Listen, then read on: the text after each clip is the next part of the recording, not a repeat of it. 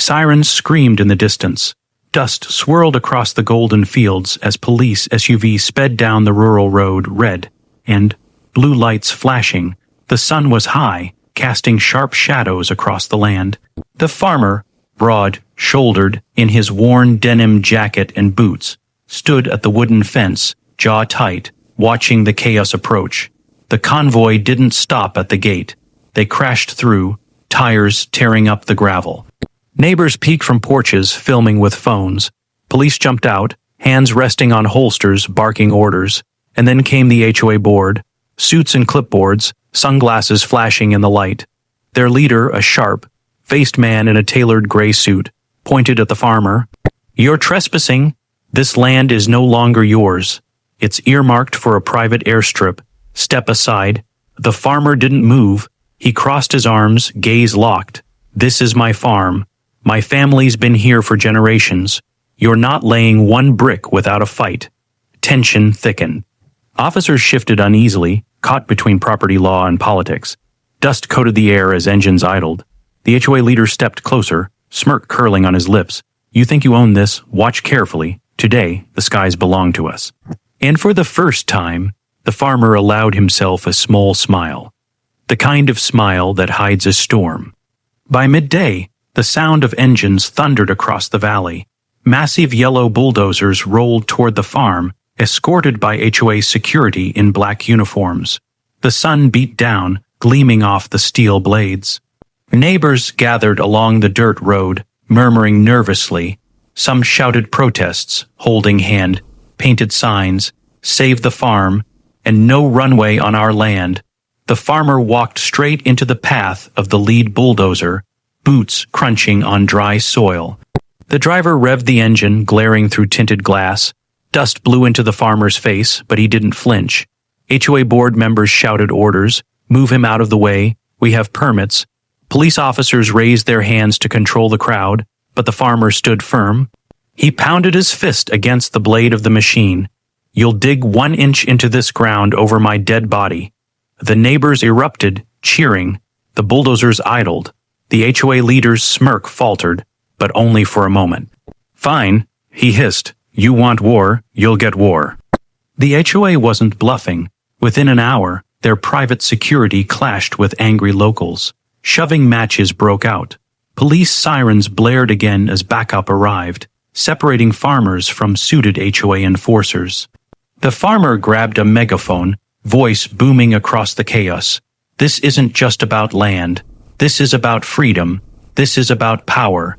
If they build here today, tomorrow they'll build on your homes." The crowd roared. Phone streamed live. Within minutes, the confrontation was trending online. Hashtags filled social media. #SaveTheFarm, #HOAVsFarmer. The HOA leader snapped his fingers. His men unfurled blueprints on the hood of a squad car, showing the planned runway cutting straight through the fields. He raised his voice. "The airstrip is happening, whether you like it or not." The farmer leaned over the plans, jabbing his finger at the ink lines. "Wrong. You forgot to ask the Federal Aviation Administration." Confusion rippled through the HOA. The farmer's tone was calm, but his eyes burned with fire. The next day, under blinding daylight, HOA construction crews arrived again. Helicopters hovered in the distance, filming. Reporters gathered at the roadside, microphones in hand. The farmer strode forward, papers tucked under his arm. His denim jacket flapped in the wind. Cameras clicked. "This is my land," and more importantly, he pulled out his wallet, flipping open a leather badge. The golden emblem of the Federal Aviation Administration gleamed in the sun. "I am the director of the FAA, and this so-called runway, illegal, unauthorized, dangerous, and shut down effective immediately." The crowd erupted in gasps. The HOA leader's jaw dropped. Police officers exchanged glances, hands frozen mid-motion. Reporters shoved microphones forward, shouting questions. The farmer raised his voice, clear and unshakable. "You don't build runways without federal clearance. You don't ignore safety. And you sure as hell don't try to bulldoze a family farm." The HOA leader stumbled back, face red with fury. This isn't over, but everyone watching knew the power balance had just shifted. Humiliated, The HOA struck back. That afternoon, their lawyers filed emergency injunctions, waving papers at police. Trucks carrying steel beams parked at the edge of the property. The farmer didn't back down. He gathered neighbors at the barn, unrolling maps of the land, explaining air safety zones. His voice thundered over the group. They want to put jets over your roofs, over your schools, over your children's bedrooms. The crowd erupted in outrage.